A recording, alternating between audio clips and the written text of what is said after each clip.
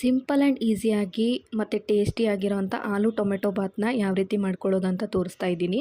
ಒಂದು ಕುಕ್ಕರ್ಗೆ 2 ಟೇಬಲ್ ಸ್ಪೂನಷ್ಟು ಎಣ್ಣೆ, 1 ಟೇಬಲ್ ಸ್ಪೂನಷ್ಟು ತುಪ್ಪ ಹಾಕಿ ಸ್ಪೈಸಸ್ ಎಲ್ಲ ಹಾಕಿಬಿಟ್ಟು ಈರುಳ್ಳಿ ಉದ್ದುದ್ದಾಗಿ ಹೆಚ್ಕೊಂಡಿರೋಂಥ ಮತ್ತು ಹಸಿರು ಮೆಣಸಿನ್ಕಾಯಿನ ಹಾಕಿ ಚೆನ್ನಾಗಿ ಮಿಕ್ಸ್ ಮಾಡಿಕೊಂಡು ಬೆಂದ ಮೇಲೆ ಆಲೂಗಡ್ಡೆನ ಕಟ್ ಮಾಡಿ ಹಾಕೋಬೇಕು. ಬಟಾಣಿ ಕೂಡ ಯೂಸ್ ಮಾಡ್ಕೊತಾ ಇದ್ದೀನಿ. ಉದ್ದುದ್ದಾಗಿ ಹೆಚ್ಕೊಂಡಿರೋಂಥ ಟೊಮೆಟೊ ಮತ್ತು ಕೊತ್ತಂಬರಿನ ಹಾಕಿಬಿಟ್ಟು ಅದು ಮೆತ್ತಗಾದಮೇಲೆ 1 ಟೇಬಲ್ ಸ್ಪೂನಷ್ಟು ಅರಿಶಿನ, ಖಾರ, ಉಪ್ಪು ಹಾಕಿ ಚೆನ್ನಾಗಿ ಮಿಕ್ಸ್ ಮಾಡಿಕೊಂಡು ಸ್ವಲ್ಪ ಬಿರಿಯಾನಿ ಪೌಡರ್ ಹಾಕೋಬೇಕು. ಟೇಸ್ಟ್ ಚೆನ್ನಾಗಿರುತ್ತೆ.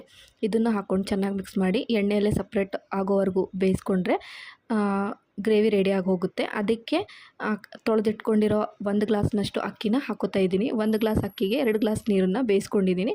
ಈ ಥರ ಮಾಡೋದ್ರಿಂದ ರೈಸ್ ಟೇಸ್ಟಿಯಾಗಿ ಬರುತ್ತೆ. 2 ವಿಜಲ್ ಆದಮೇಲೆ ಕುಕ್ಕರ್ ಗ್ಯಾಸ್ ಕಂಪ್ಲೀಟಾಗಿ ರಿಲೀಸ್ ಆದಮೇಲೆ ಸರ್ವ್ ಮಾಡಿಕೊಂಡೆ ಟೇಸ್ಟಿಯಾಗಿರೋಂಥ ಆಲೂ tomato bath ready. Thanks for watching. Bye bye.